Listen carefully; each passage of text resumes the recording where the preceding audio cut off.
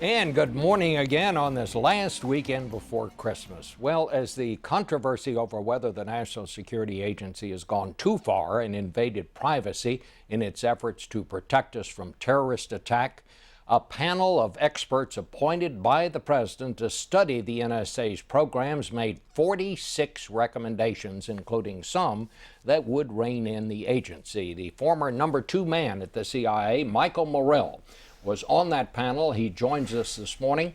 Mr. Morrell, I must say a lot of official Washington was surprised when, number one, that the recommendations were unanimous and that you, as a longtime user of information collected by the NSA, said, yes, it may be time to change a few things. Tell us about your thinking. Well, good morning, Bob, and thank you for inviting me. I think there's some very important context here that the American people need to understand. And there's two pieces to that context, I think. One is that there has not been a successful terrorist attack in the United States since 9/11. And there are a lot of reasons for that, and there are a lot of organizations and a lot of people who are responsible for that. And the National Security Agency is one of those agencies. And because of that, those officers who work there are patriots, and we are going to continue to need them to do the work they do because the threat continues to exist.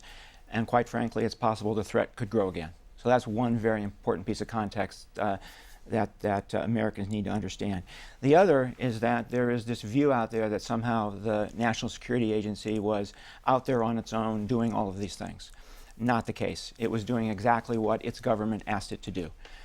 It was operating under strict rules provided by the executive branch and the judicial branch, and it was overseen extensively by the intelligence committees on Congress. There was no abuse here. They were doing exactly what they were told to do. I think that's important context for people to know. Well, you say there was no abuse because they were doing what they were told to do. But are there instances, Mr. Morrell, where they have invaded Americans' privacy, or is it that they just have the capability to do that? So the key program here that we're talking about is the 215 program, which is the ability of NSA to go into that database and make sure that that terrorists overseas aren't in contact with anybody in the United States. And you're talking about this collection of telephone numbers, basically, that the NSA has assembled. So it's telephone numbers, which number called whom, when that occurred, and the duration of the call. That's it.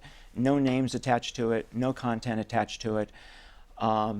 And so that's the program. I think one of the misperceptions out there at the moment is that the review group did not see value in this program. And what the review group said is look, the program to date has not played a significant role in stopping terrorist attacks in the United States. But the review group also noted that going forward, it is important. But let me just interrupt you here, because they have said, if I understand it, that yes, indeed, there have been numerous instances where they have prevented terrorist attacks. Did you find evidence that that's true, or do you have questions about that? So what we found when we looked at the data is out of the couple hundred times a year that NSA queries this database, that there are a dozen, 15 times a year where they have tipped information to the FBI, where they have said, look, this is something we think you need to look at. That's important. I think the best way to describe this, Bob, is that if you have a terrorist overseas who is being monitored by a foreign government, and if that terrorist says, I want to conduct an attack in the United States, or he is undertaking some sort of attack and you don't know where that attack's going to be, it is very important for our government to be able to look into that database to see whether that terrorist overseas is talking to anybody in the United States. So is what the panel recommending is that they stop collecting this data? So what we're recommending is that because this program remains important, okay, perhaps not as important as some have said, but because it remains important, it's important for the government to continue to be able to query this data. Mm-hmm. What the panel is saying is, in order to better protect privacy and civil liberties, which is an important concern here, we believe two things. We believe that the government should not hold this data any longer. We leave it an open question who should, but we say the government shouldn't hold this data. Somebody else should. The second thing we say is that NSA should have to get a court order for every individual time they want to query this data, not operate under a blanket court order.